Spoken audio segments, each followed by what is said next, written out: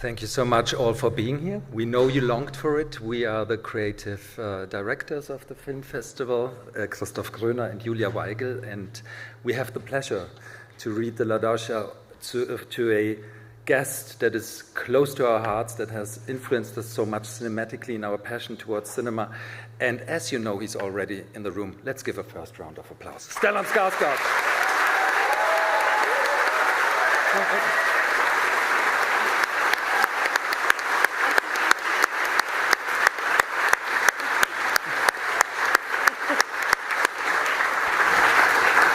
Sorry, too much passion on my side. But we still have a text to read. So, ladies and gentlemen, this might seem like a bit of a unique setting to conduct an award ceremony here at our festival center, the America House, and yet from the stage we are standing on now, we want to take you back for a moment, some weeks back from now, when we traveled to Cannes Film Festival. We had already heard that one of the most hyped films there was world premiering called Sentimental Value by Joachim Trier.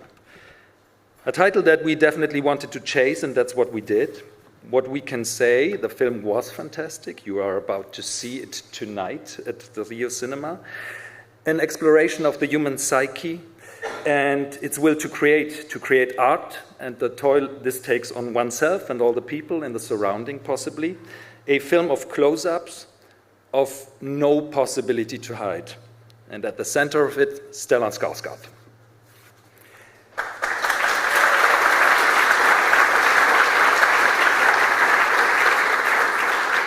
Fascination turned into an invite for the film to our festival, but we hadn't dared to hope that the invitation of one of our most favorite artists would ever be accepted on such short notice. And then came the first mail that had his and his name only on the recipient list. We pushed the send button very anxiously on a late Thursday night. And believe us, within minutes, the most simple and sweetest answer followed. Looking forward to München and the FilmFest and meeting you all.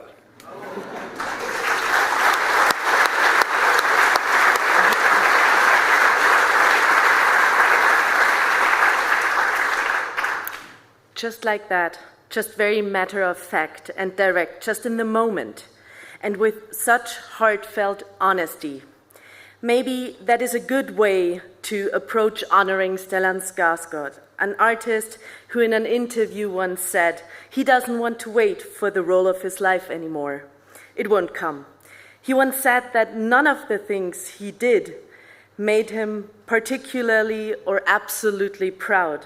For us, of course, so many performances as unforgettable and are still unforgettable, but we can't help to admire this very, very sweet humbleness. So many unforgettable roles over so many, many years. Lars von Trier with Dancer in the Dark, Dogville and Melancholia, among others. And then series like Chernobyl, figures burdened by impossible contradictions and moral load. European world-class drama embodied by this sharp and profound Swedish face. And then there is, of course, his other life over there in Hollywood. Hunt for Red October and Good Will Hunting started it. All of these true US world-class dramas. And then he starred in the biggest franchises that ever existed in Marvel films, Pirates of the Caribbean. As a rotting father, I could also add, or just recently, adding a weight to his role of Luthen Rael in Andor that makes it basically the moment of the Star Wars universe that did not repeat formula, but spoke to our times, truly spoke to our times. And of course, Dune, Baron Harkonnen, the improbable weight of power. We wonder, what did he have in mind while playing this role? Maybe we will find out on stage. We don't know. It is just fathomless evil. It is boundless appetite for power, bathed in slime. It is an ultra-modern screen persona. That's what we would like to say.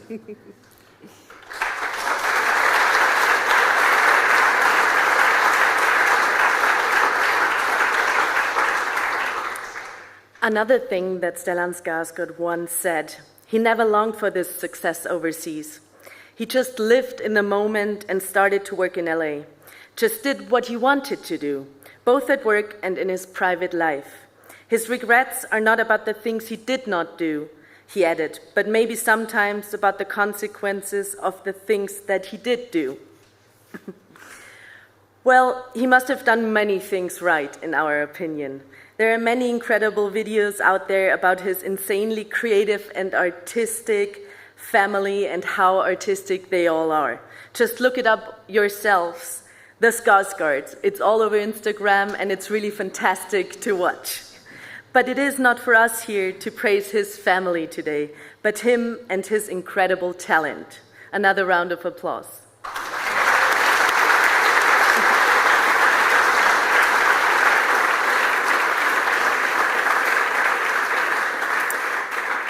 Let's welcome him here in Munich and get a glimpse of his passions, inspirations, and reflections. And of course, we want to celebrate the German premiere of Sentimental Value with him tonight at Rio Cinema.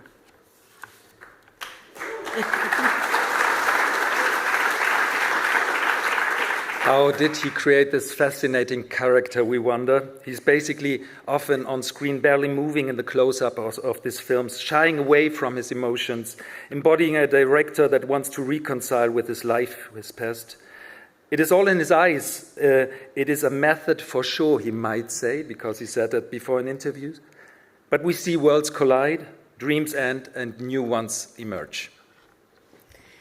Thank you, Stellan, for all of this, especially for your complexity that can embody all the facets of the human experience, the dark ones and the light ones alike. Ladies and gentlemen, please welcome on stage Stellan Skarsgård. Join us here.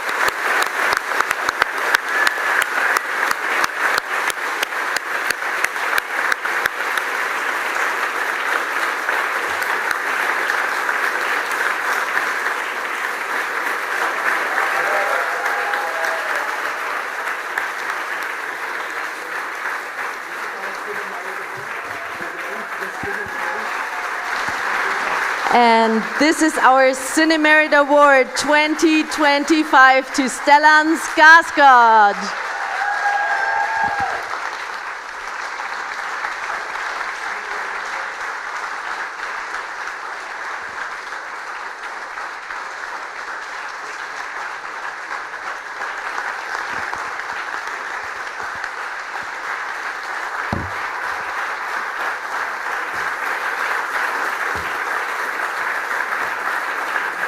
This is great.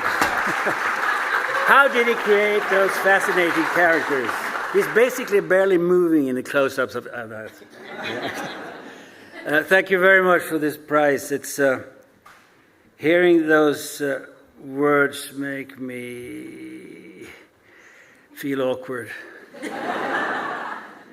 because it was so much nice things, but it also gives a reflection of what I wanted to do, which is nice.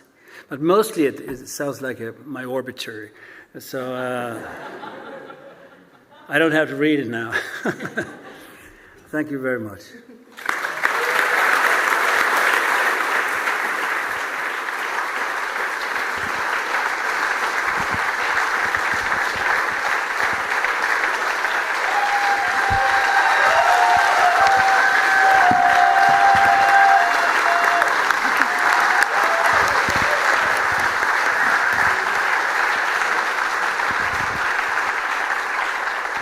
Ladies and gentlemen, please also give a round of applause to our wonderful moderator of this session. Wendy Mitchell is here with us.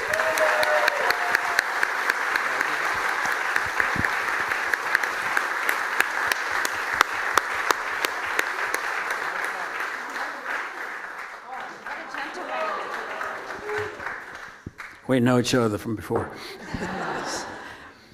We did meet once before, and I'm going to remind you a little bit about it. First of all, thank you to Julia and Christoph for welcoming me also to this amazing festival and talking to this legend. I interviewed you once with Hans-Petter Moland, and there was a point in the interview he started talking about how good you were, and you had to get up and leave because you just couldn't handle hearing these great things. So how do you You said it makes you feel awkward to hear some of this praise. Is that true? It is. It is. I feel awkward. It's. But it's also. It's also something that what is good, being an actor. What is good, you can't touch. You can't tell what it is, and when people start talking about it, you sort of get shy and want to leave. Okay. We're going to have a long 30 minutes up here, maybe. Okay, sorry. No. But do you like getting the recognition as well? It must also feel nice. I love it and hate it, and I can't stand it. But it's both things. I mean. I've made so many films. If nobody sort of reacted to me, and after having seen 150 films with me, it would be bad, wouldn't it? Yeah. So if you hadn't made it after the first 150 films, maybe you should do something else. Yes. Yeah. But there are 150 films, and we don't have enough days of the week to keep you up here to talk about each of them. But I was going to ask you a few more general questions about your career, and then ask you a little bit about some of the highlights as I see them anyway, and I'm sure everybody will have different favorites. But in general, since you started acting, do you think your process has changed over those decades, or are you still the same actor when you show up the first day on a set? Well, of course it has changed. Of course it has matured, this sort of process, and you approach characters more carefully now than you did in the beginning, and also you read differently. You read a script differently. You see more things in a script, which is good. Actors is one of the few professions where you get better the older you get. And Can you try to give us a little example of what you might see in a script now that you didn't used to 30 years ago? Well, of course, I can say that Sentimental Value, that is about a man who has problems with all his kids and the conflict, being a bad father to all these kids, that I needed kids to understand, really. And it's that's just an example, but it's all in the detail. Mm. And are you an actor who likes to think of a lot of backstory, who likes to have endless conversations with a filmmaker of what's not on the page? Do you like to just take what's on the page and work with that? Sorkin said when he was writing, he said he never writes backstories to his characters, because if he writes a backstory to the character, he's bound to that. It sort of limits the character. He can't do that because that wouldn't be in his character. And I'm very much the same. I don't, and also I think that I cannot grasp a character intellectually totally, because if you could grasp a character, I can't even grasp my wife intellectually. Well, that's another thing. But I can't. But what the thing is, a person is so rich and so complicated that you want the character to surprise you, and you got to allow that process when he surprises you. And you can't say, my character wouldn't do that, because then you should do something else. And do you do any research for certain roles? Is that ever needed? Or is it more on instinct, on the sort of human level? Of course I do research to a certain extent. And if I do biographical pictures, like I've done a couple of them, then I have to do research. Yeah. But it's that is really binding you to do a person that has existed or exists, because it's frustrating, because there are there are things that you can't do. So I usually say no to them. I'm going to go ahead and ask about one bit of research I'm sure you did for Chernobyl, which is an amazing role, an amazing series. What research did you do, and then when do you step away from what was actually a fact to allow that person to live on screen in maybe a different way? Well, the important thing is you don't have to know more than your character knows. Oh. So I should not know too much about nuclear power as that character, which was good. But I had to say those things. I had to learn during the filming, and during the story, and I had to learn some things.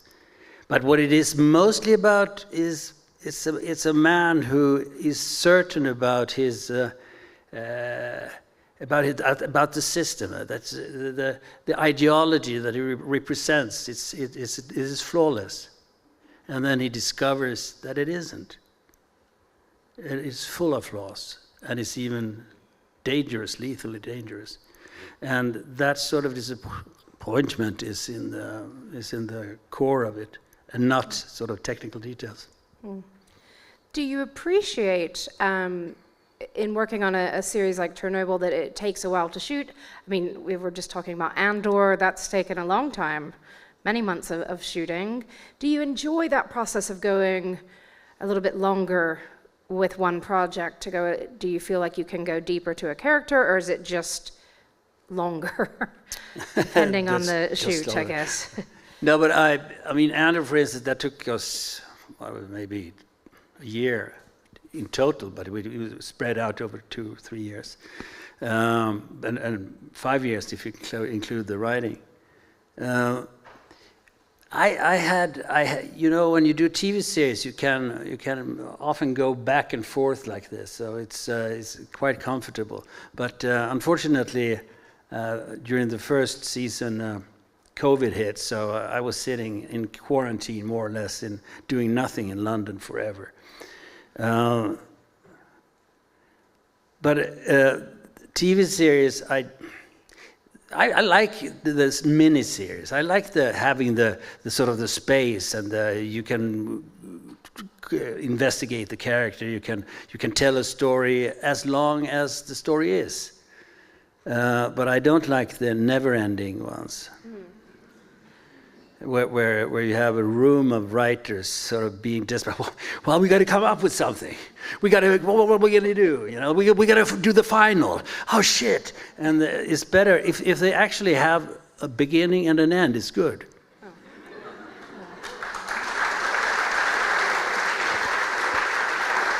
I think we're hearing applause. I think that's also for the audience. It's nice to know that something is not never ending. It's no to know when it's got to be over. Yeah.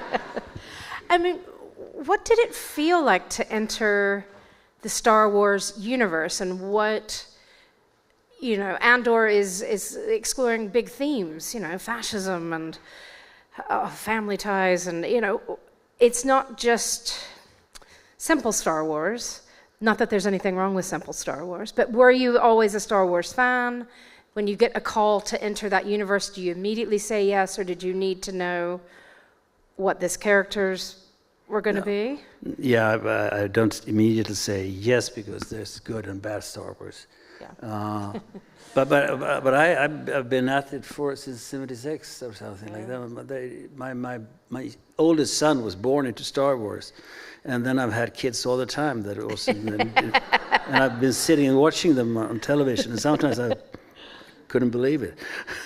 But this was special because this was written by Tony Gilroy, and it was like a really good spy story, or a really good war story, or a really good story, and it with human beings, with characters, and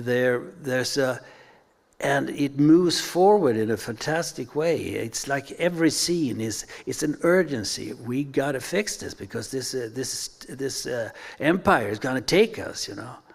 And you also feel the different societies and different characters in different environments.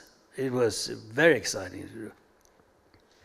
And do you get nervous walking onto the set of your first day in the Star Wars universe? Do you, Stellan Skarsgård, still get nervous entering something? Starstruck by Star Wars? Yeah. Could you? No, I didn't get nervous by that. Not by that. Okay. Is it fun? Yeah, it's great fun. And Okay, good. I had a lot of fun, and Diego Luna was a lovely, lovely guy, and all the cast is fantastic. Yeah. No? Spontaneous applause for Andor. And I think you've been able to so brilliantly juggle Hollywood and huge budget work with very intimate stories, with European filmmaking, with Nordic filmmaking. Do you ever have it in your head that it's sort of a plan, like one for them and I can pay my mortgage, and then one for me that's just for my passion? Or is it just more holistic, and are you attracted to the big stuff in the same way as the small stuff? Well, I do. I have it. I don't have a plan. I have a thing about going between. When I've done a dark European interesting movie, it's fun to go and do Mamma Mia. Yeah. And when I've done Mamma Mia, I'm glad to go back to the dark one. So it varies. It's natural in that sense. But of course, it also means financially what you say. I mean, I finance one thing with the other. You can sort of be a patron towards European cinema if you've gotten a paycheck by lending your name. I can even go really cheap on. So, you can get me for nothing. Not for nothing. No. Have you shot much in your career in Germany? Have you? Because Lars used to shoot some of his films in studios in Germany a bit, or no? No, well, he did 2 films here, I think, and we did an Nymphomaniac here in Köln, and that was great. Yeah. It was 2 weeks. It was in one room with Charlotte Gainsbourg talking about fishing in a porno film. As you do. Yeah. But and then I've filmed at Studio Babelsberg and in Berlin a lot, and I've done. I don't know how many films I've done in Germany. 3, 4. Yeah, but we're not sure if you've been to this festival before. Maybe for one day, you think, or maybe to Munich for one day. Yeah, I've been to Munich for one day, but I'm really glad to be here. It's a wonderful city, as far as I've seen so far. Yeah. It's hot. Yeah, it is. You can take it. I didn't think of that. No. Okay. Do you feel any special connection to the German film world, or I'm putting you on the spot here, any German filmmakers that you admire or would like to work with? Well, I grew up with the German film wonder of the 70s. It was when you had to, as a sort of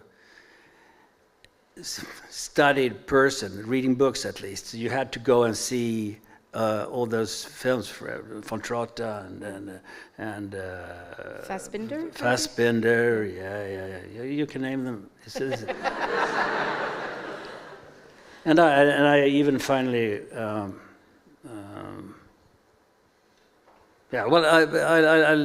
did a lot of them, and they had a lot of influence on me. And in the later years, I haven't been working that much with German directors. Volker Schlöndorff I'd done a film with, but that was in America. Okay. Get him back, Germany. He said he'd work for free. So. Yeah.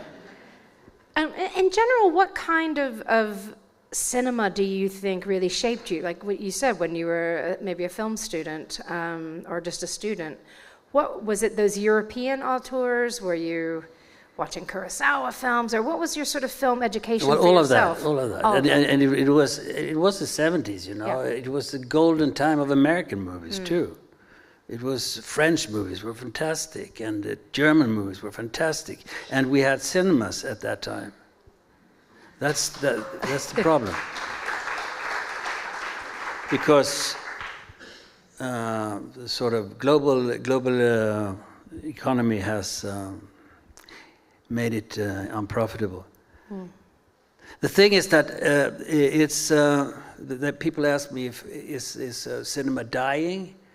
And I say, no, it's not, because people will always want to see it, and they want to go to have the stories told.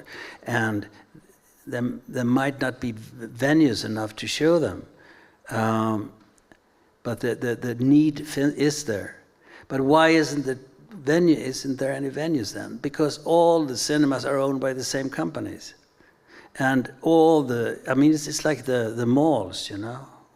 Malls all over the world look the same shops.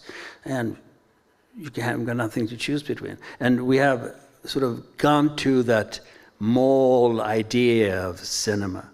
And I think that it will we got to break free from it. We got to break free from the tyranny of everything has to be pay their own costs, and it has to be profitable, not a little profitable, it has to be enormously profitable. And that's the problem. Because if it's a little profitable, that they've always been out for a little profit, the producers of films, but they love films. But now when it's AT&T bought HBO, for instance, you see? And how do you think we get there? Is that community film clubs or opening up a church hall on a Sunday afternoon to show a film? Or how do we get back to the roots of not just capitalist film? Of course, there are sort of brave, crazy people that always will be running film festivals or running film societies cinemas and small cinemas. But the thing is, I don't want to talk about it. The world. Sorry. Fair enough. I understand that impulse as well. I was curious, some of the films you've worked on are just enormous spectacle. And some of that must be so exciting to see, especially if it's not on a green screen. Like you actually get on a set that looks amazing. And how does that help your work? Well, it is a big difference if you have the things there. I mean, in DUNE, for instance, I had a room that was much bigger than this room, and it was no furniture in it, but it felt everything. You felt the room, and you move differently, you react differently physically, and I think that your physical reaction transmits in cinema. So I think you're different especially when it comes to size. And we did the same thing in Andor. We built the sets, most of them. And we used real sets, and some of them, like in Spain, in Valencia. And we used real nature. But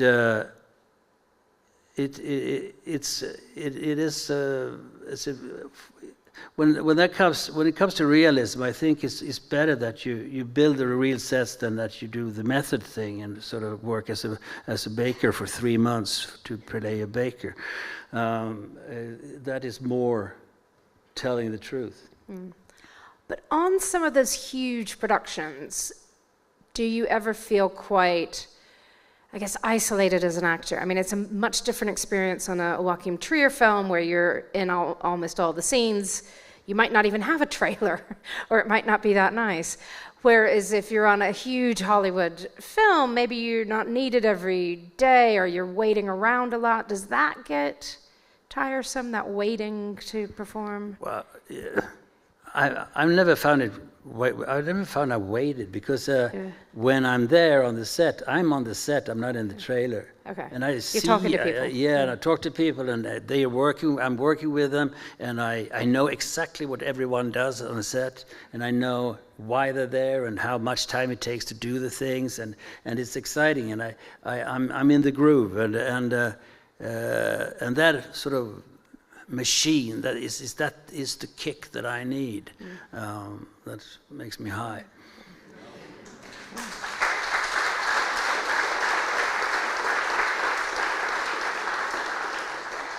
You don't have to name names. I mean, you're amongst friends here in Munich, but were there ever sets, some are better than others, or were there ever some that just had a bad vibe, that didn't enable you to do your best work? And how do you, as the actor, try to overcome that and still do great work, even if you're not getting along with the director, or if there's a mood, a tense mood on the set?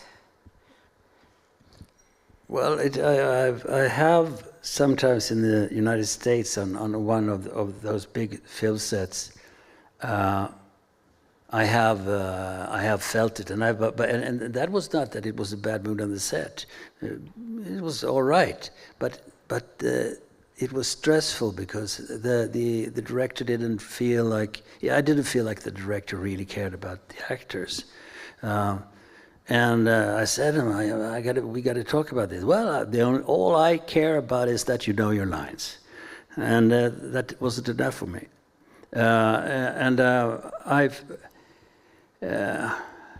But it has never been. There's much less assholes in this business than you think. Yeah.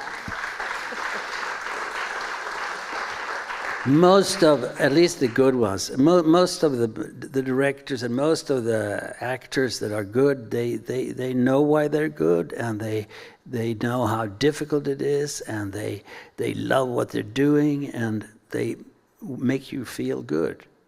And that's because they know it comes only good stuff out of it. That's good to know.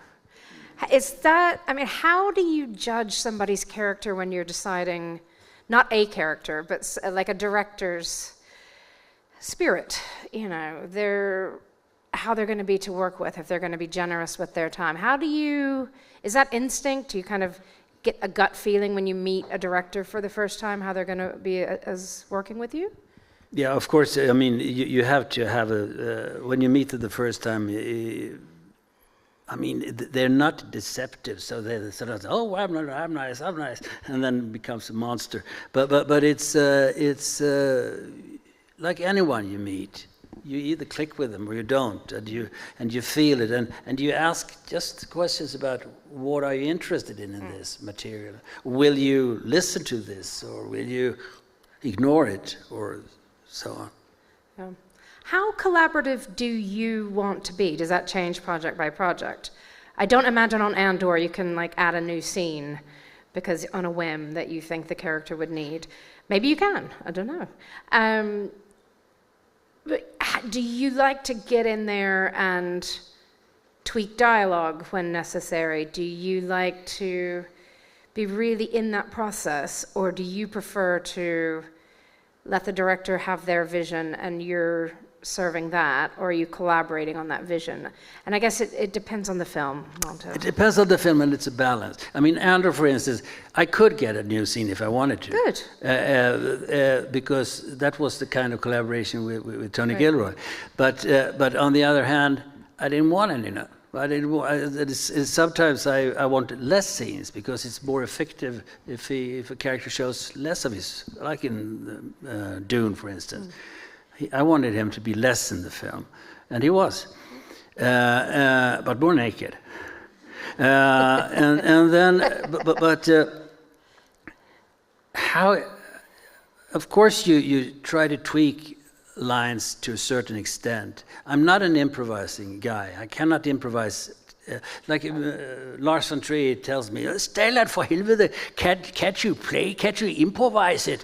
And I say, no, I can't, because I can't improvise it the childish way that you write. And it's true. I mean, he writes like nursery rhymes, and it's beautiful. But I can't improvise in that way. So, and the thing is that it has to be the director's film. You can never take over a film, because then you have to cut it, and then you have to produce it, and then you have to finish it. You can't go in as an actor, no matter how experienced you are, and taking over the process. I mean, on most sets, I have made 10 times as many films as a director. And sometimes when I work with a first-time director, I mean, he does things that I wouldn't do. But I don't know if they're better than what I think. I don't know if he's invented a new system. I don't know if he's going to make a fantastic film. I've already trusted him. But I say things. I tell him everything I say, and I put it in a heap on the floor, and he can pick. But he doesn't have to do it, and I don't fight about it. Because as if it's going to be a good piece of art. I'm not talking about Hollywood industry productions. A good piece of art, it has to come out of one subject. That is essential. It is his film. How many people have their tickets for Sentimental Value? Tonight or in the coming days? Okay, I see a few hands. It is such a gorgeous film. I think it's my new favorite of Joachim Trier's films, which is saying a lot. I'm a big fan of his work. What drew you specifically to work with him on that film and that role? And it must feel quite close to home, a creative person. He plays a filmmaker who's got adult children who are also in the creative arts. Why were you really wanting to work on Sentimental Value? First of all, I didn't care about the role, what kind of role he offered me. Just I mean, I just walk said, you want to work with me? Yeah, sure. Yeah. But then the role is, it was interesting to investigate it together with him, the sort of the difficulty between family and art. Because it is something we, all of us actors or directors or everybody feels it. I mean, I have a lot of kids and I really love them, but I also love cinema and I love working. And sometimes you can't be the perfect father, and you got to accept that. Because if you're not the perfect father, you wouldn't be the perfect person anyway, because you would lose the spirit of what you're working with, and the thing that you bring to your family too. So it's an equation that doesn't go out, that doesn't solve. But the problems are there, always there, and you see them and you can talk about them, but you can't solve them. And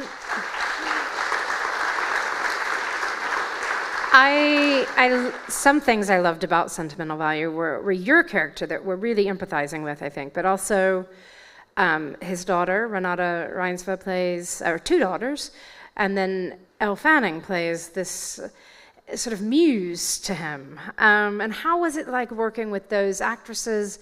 Quite different scenes, because of course with Elle you're speaking English, you're sort of the director, and then with Renata's character, you're the dad who she's feuding with. So was that... It's quite I guess it's many layers to this man, or we're seeing different sides of Mr. Borg. Yeah, of course. I mean, with Elle Fanning, who's a lovely actress and very smart, she understood perfectly well what we were doing. And you feel, as the role there, you were sort of in a power position towards her, which was very different towards your eldest daughter, played by Renata. You were not in a power position. You were weak because you wanted her love, and you didn't know how to get it. So it was painful all the time with her. And you tried well, and you tried bad, and it didn't work. But it's... And then you have another daughter that is beautifully played by what's her name? I'm forgetting, which is really terrible, because she's just as great as Renata is, and I think by the end of this year we'll all know her name. Sorry. Oh, never mind. But she plays in a different way, and she also has a different relationship with the father. So it's why can't I count? I've had a stroke, so I have problems with names sometimes. And sometimes I have problems with... Somebody's shouting it. Inga. Inga, thank you. Yes. We love Thank English. you. Brilliant performance, yeah. Yeah, she's fantastic. And what's interesting is you have three actors there. This Fanning coming from a background of a child actor. You have Renata, who's just exploded as an international star. You have Inga, that has practically done nothing. And Joachim makes them as good, equally good. And he makes them speak the same language, which is fantastic. You don't feel anybody sort of sticking out or sort of being amateurish or being overly skillful or anything, because his way of working is very much about getting the truth out. So you must come see Sentimental Value. It's at the Rio tonight, I think, at about 8:30, and Stellan will do a Q&A after, I believe. I would say exactly the same thing. No. Well, here's what he doesn't know. We're doing the Q&A, so I'm going to make all new questions for you. Yeah. You mentioned family, and you obviously, you have a lot of children, as you mentioned. At least over half of them are actors. And I'm wondering, Christmas Eve dinner, are you talking about work? Does it feel like that's somehow the family business now? Is acting and artistry and creative arts? We're not talking. They never ask me about it for advice or anything like that, which is good, and they have to do it themselves. But we, of course, we sit and gossip about other actors and gossip about directors and that asshole. Oh yeah, it's sort of a entertainment violence or I'm sad to realize we're almost out of time. I didn't ask you about nearly enough of the 150 films, but I did want to ask you how you see your place in the industry right now, how you see the world of storytelling and creativity, what's exciting you, what might come next for you. When we look in the future, what's getting you out of bed in the morning? She talks like I had a future. You've definitely got a future. Yeah. Well, you're a new awardee, I'm an awardee, yeah, that's true. But of course, you're always you're optimistic, and you hope you hope that there's roles for me, and even if you can't play everything anymore, there's a lot of things that are sort of characters that are falling beside the road, one-on-one, and I get mostly now. I get Alzheimer's scripts. I don't want that. No. And besides, that's already been done very well by Anthony Hopkins. Yeah. But like Sentimental Value is like a mature role that is really interesting and that is fully described. The problem is that many of the directors you want to work with, they're very young. And not all of them knows what it is to be 70 years old, So they say, oh, you go with the cane, huh? Yeah, oh. No, it's not about that. It's inside. And so of course they write, it's hard to find the scripts written for me. But I have nothing, I don't have the problems that women have, that is much worse. Yeah, so,